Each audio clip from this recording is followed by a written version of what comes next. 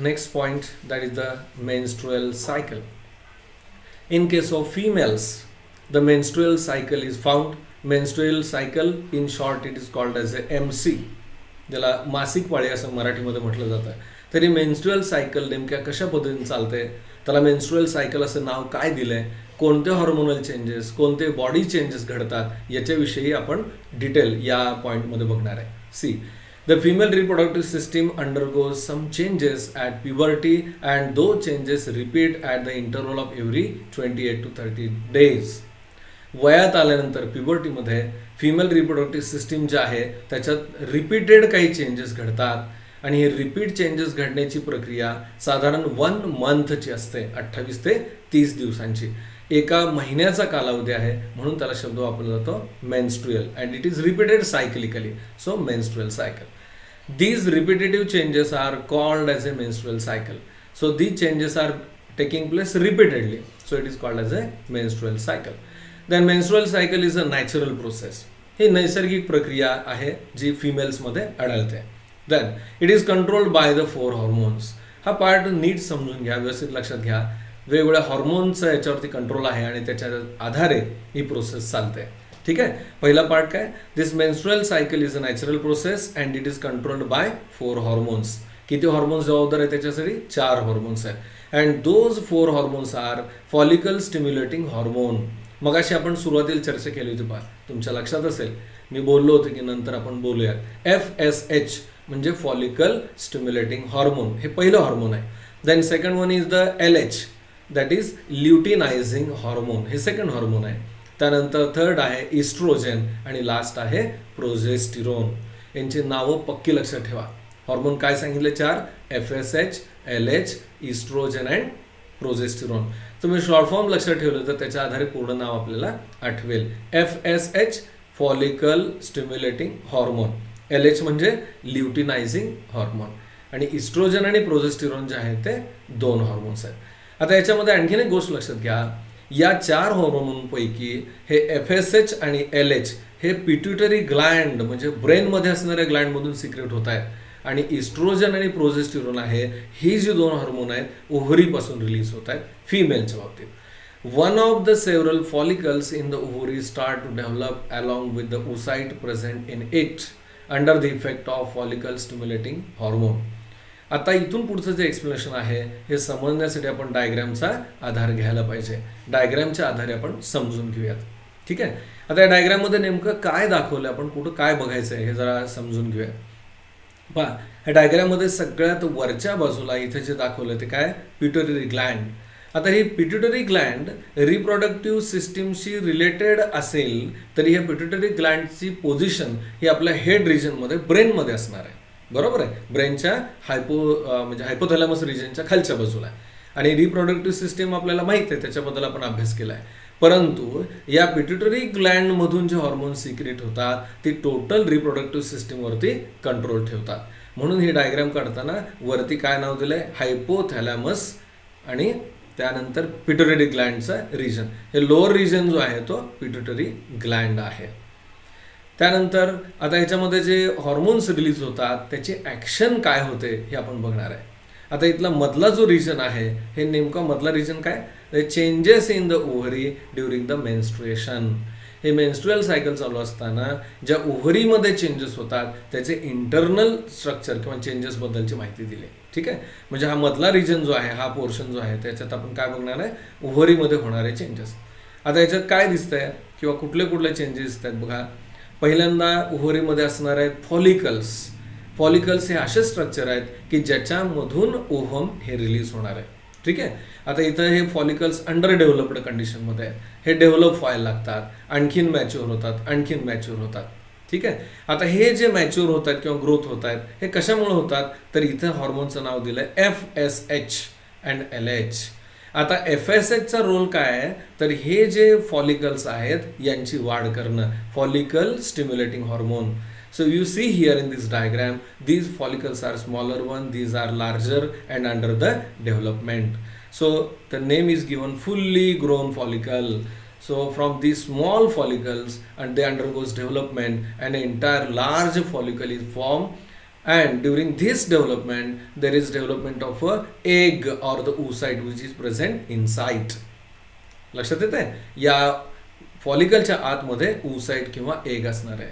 ज्यावेळेला पूर्ण follicle develop होईल त्यावेळेला ओव्ह्युलेशन होईल. म्हणजे काय होईल, हे फॉलिकल जे आहे ते बस्ट होतील आणि बस्ट झाल्यानंतर त्याच्यामधून ओव्हम किंवा एग बाहेर येईल. लक्षात येत आहे, हे जे होणारे बदल आहेत फॉलिकलचे हे कुठल्या ॲक्शनमुळे आहेत, तर FSH हॉर्मोन की जे पिट्युटरी ग्लँडमधून सिक्रेट झालं आहे. त्यानंतर दुसरं जे हॉर्मोन आहे तर खालच्या बाजूला नाव दिलं पाहिजे LH ल्युटिनायझिंग हॉर्मोन. ल्युटिनायझिंग हॉर्मोनचा रोल काय, तर ज्या वेळेला हे ओव्हम रिलीज होईल त्यानंतर जो रिमेनिंग पोर्शन आहे या फॉलिकलचा त्याचं नंतर काय कन्व्हर्शन होईल, तर त्याचं कन्व्हर्शन जे आहे ते कॉर्पस ल्युटियममध्ये होईल. म्हणजे या फॉलिकलचं स्ट्रक्चर ओव्हम रिलीज झाल्यानंतर जे कन्व्हर्ट होतं त्याचं नाव आहे कॉर्पस ल्युटियम. आणि या कॉर्पस ल्युटियमपासून प्रोजेस्टिरॉन आणि इस्ट्रोजन हॉर्मोन जे आहे ते सिक्रेट होतात. लक्षात येत आहे, आणि नंतर हे स्ट्रक्चर पूर्ण डिस्कार्ड होतं आणि कॉर्पस अल्बिकन्स तयार होत आहे. मीन व्हाईल इथं आणखीन एक गोष्ट लक्षात घ्यायला पाहिजे की आपण असं सुरुवातीला म्हणालो होतो की फिमेल्समध्ये 4 हॉर्मोन रिलीज होत आहेत. पिट्युटरी ग्लँडमधून 2 आता आपण पाहिले FSH आणि LH, आणि ओव्हरीपासून 2 प्रकारचे. मग ओव्हरीपासून 2 कोणती, तर तयार झालेले किंवा डेव्हलप होणारे फॉलिकल्स एक हॉर्मोन सिक्रेट करतात त्याचं नाव इस्ट्रोजन.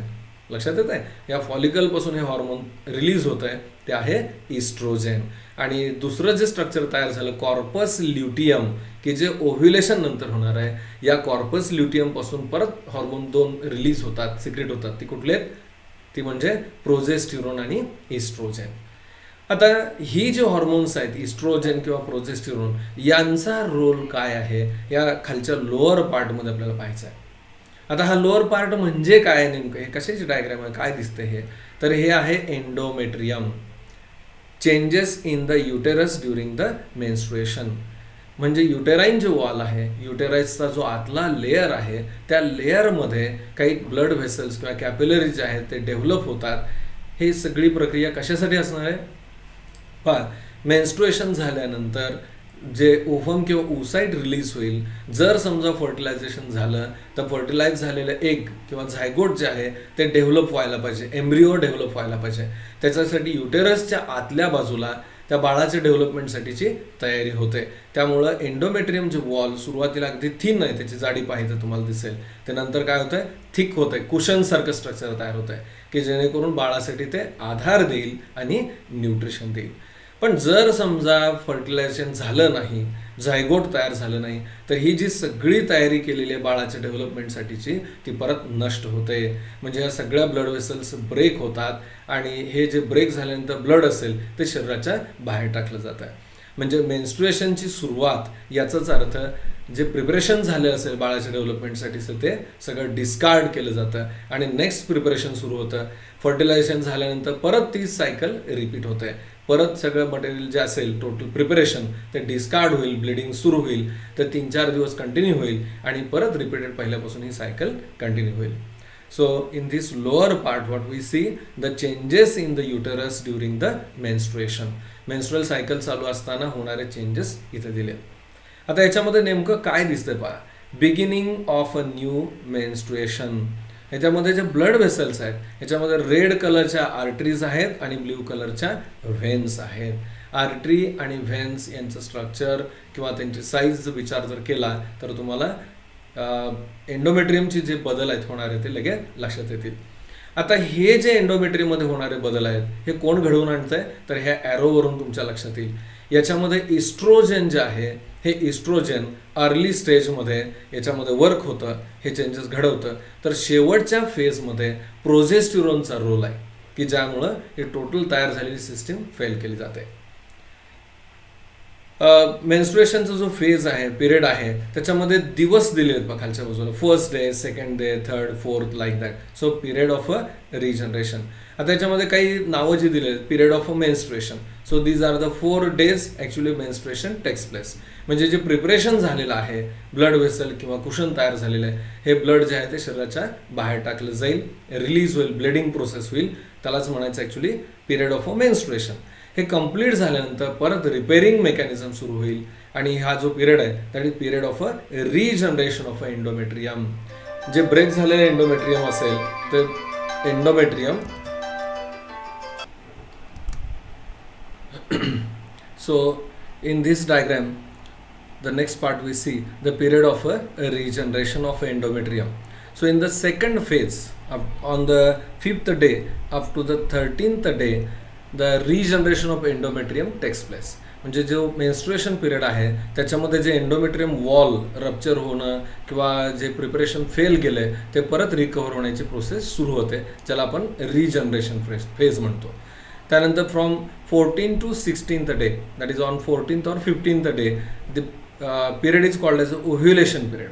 हा जो कालावधी आहे 14 ते 15वा दिवस मेन्स्ट्रुअल फेज सुरू झाल्यापासूनचा, त्याला काय म्हणायचं, ओव्ह्युलेशन पिरियड. म्हणजे ॲक्च्युली या ज्या ओव्हा रिलीज होत आहेत ते मेकॅनिझम या पार्टमध्ये होत आहे.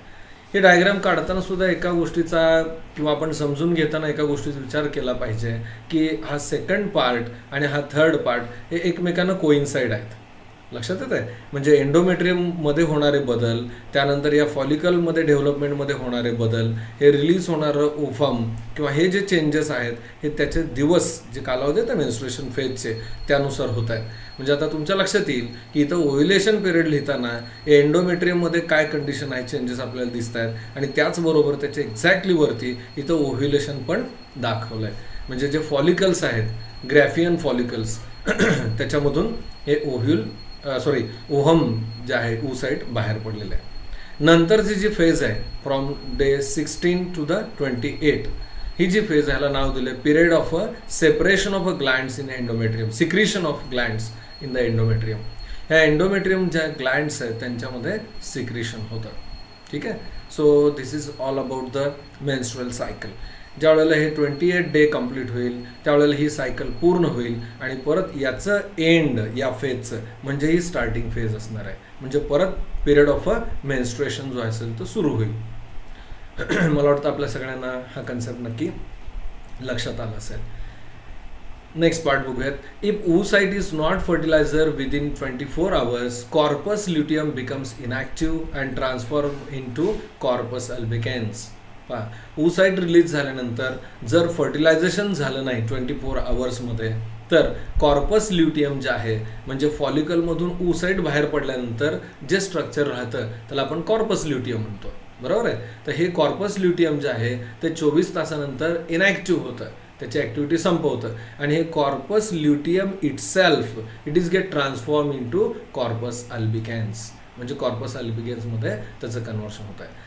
आता मित्रांनो एक लक्षात घ्या की या चेंजेस आपण ओरली लक्षात ठेवू शकत नाही किंवा अवघड जात आहे. सवय केल्यानंतर ते येईल आपल्याला, परंतु तुम्ही जे आपण वाचतोय हे जर प्रत्यक्ष डायग्राममध्ये टॅली केलं तर तुमच्या लक्षात येईल. पहा म्हणजे इथं कॉर्पस ल्युटियम जे आहे हे कशापासून तयार झालं आहे, तर ज्या वेळेला या फॉलिकलमधून ओव्हम किंवा oocyte रिलीज होईल त्यावेळेला हे फॉलिकलचंच कन्व्हर्शन हे या कॉर्पस ल्युटियममध्ये होतं. हे येलो कलरचे दिसतात ना स्ट्रक्चर, हे कॉर्पस ल्युटियम आहे. याच्यामध्ये काही बदल दाखवलेले आहेत म्हणजे इथून फेजेस आहेत पुढं. ठीक आहे. तर हे कॉर्पस ल्युटियमच प्रोजेस्टेरॉन सिक्रेट करत आहे आणि इस्ट्रोजन. याच कॉर्पस ल्युटियमचं 24 तासानंतर कन्व्हर्शन जे होतं ते डेड बॉडीमध्ये म्हणजेच कॉर्पस अल्बिकॅन्समध्ये म्हणजे इनॅक्टिव्ह कंडिशनमध्ये ते जाईल. Then due to this secretion of estrogen and progesterone stops completely. म्हणजे जोपर्यंत कॉर्पस ल्युटियम आहे तोपर्यंत इस्ट्रोजन प्रोजेस्टेरॉन सिक्रेट करेल, पण ते जर कॉर्पस अल्बिकॅन्स मध्ये कन्वर्ट झालं तर हे सिक्रेशन थांबेल या हॉर्मोनचं. So endometrium start to degenerate in absence of these two hormone. जे एंडोमेट्रियम तयार झालंय किंवा डेव्हलप झालंय कोणामुळं, या हॉर्मोनमुळे, इस्ट्रोजन आणि प्रोजेस्टेरॉनमुळं. आता ते हॉर्मोन्स नाही आहेत म्हणजे काय होणार आहे, त्याची ॲक्शन होणार नाही. म्हणजे जे पूर्ण तयार झालेले एंडोमेट्रियम आहे हे डिनेचर किंवा डिसऑर्गनाइज व्हायला सुरुवात होईल. ठीक आहे. So tissues of the degenerating endometrium and unfertilizer ovum are discarded out through the vagina. Endometrial wall जे आहे तयार झालेलं ते पूर्ण डिजनरेट होतं आणि ह्या एंडोमेट्रियम डिजनरेटिंग वॉल आणि त्याचबरोबर अनफर्टिलायझर ओव्हम हे पूर्ण बॉडीच्या बाहेर टाकलं जाईल म्हणजेच ब्लिडिंग प्रोसेस चालू राहील. And this occurs through the vagina. This is accompanied with the continuous bleeding. ही जी फेज आहे मेन्स्ट्रुएशनची तर त्यावेळेला किंवा त्या दरम्यान जे ब्लिडिंग होत आहे ते नेमकं ब्लिडिंगचा कॉज काय तर जे एंडोमेट्रियम वॉल आहे ते रप्चर होणं आणि ज्या ब्लड वेसल्स प्रिपेअर झाले असतील त्या डिस्कार्ड केलं जातात आणि परत नवीन प्रोसेस जी आहे निर्मितीची प्रोसेस सुरू राहणार आहे. आता ॲक्च्युली या ब्लिडिंगमधून एंडोमेट्रियल वॉल त्याचे फ्रॅगमेंट्स आणि त्याचबरोबर अनफर्टिलायझड ओव्हम हे बॉडीच्या बाहेर टाकलं जाणार आहे. So this bleeding continues approximately for 5 days and this is called as a menstruation. So this bleeding process continued up to 5 days and this phase of a 5 days it is called as a menstruation. ठीक है? Then unless the oocyte is fertilized and embryo is implanted, this process is repeated every month. जोपर्यंत fertilisation होत नाही तोपर्यंत ही menstrual cycle जी आहे ती दर महिन्याला रिपीट चालू राहते. If the embryo is implanted, repetition of this cycle is temporarily stopped. पहा, जर समजा फर्टिलायझेशन झालं तरी मेन्स्ट्रुअल फेज जे आहे, मासिक पाळी येणं जे आहे ते प्रेग्नन्सी फेजमध्ये टेम्पररीली स्टॉप होतं, म्हणजे परमनंट नाही, काही कालावधीपुरतं, म्हणजे प्रेग्नन्सी फेज पुरतं थांबतो. Till the parturition and thereafter period of a breast feeding. हे टेम्पररी थांबणं कुठपर्यंत चालतं? पार्च्युरेशन म्हणजे डिलिव्हरीच्या प्रोसेसपर्यंत आणि त्याच्यानंतर thereafter period of a breast feeding. Oxytocin हॉर्मोनबद्दल आपण माहिती घेतली होती. तर ऑक्सिटोसिन हॉर्मोनचा इथे एक रोल महत्त्वाचा असतो. कुठला? तर लॅक्टेशन म्हणजे ब्रेस्ट फिडिंग. जे नवीन बाळ जन्माला आले त्याच्या पोषणाची जबाबदारी ब्रेस्ट फिडिंगवरती असते. जे दूध तयार करणारी जी प्रोसेस आहे त्याच्यासाठी हा हॉर्मोन जो आहे तो महत्त्वाचं काम करतो. आणि या लॅक्टेशन फेजमध्ये सुद्धा हे मेन्स्ट्रुअल सायकल थांबलेली असते. So this menstrual cycle is a natural process and the woman experience severe pains during this period. Menstrual cycle ही चालू राहते, विशिष्ट कालावधी आपण चर्चा केली आहे आणि बऱ्याच वेळेला हे मेन्स्ट्रुअल सायकल फेज जी आहे ही पेनफुल असते किंवा त्रासदायक ठरू शकते. Severe weakness is felt due to the heavy bleeding. या कालावधीमध्ये आत्ता आपण चर्चा केली, सिव्हिअर ब्लिडिंग होत असतं. There is higher possibility of infection too during this overall period.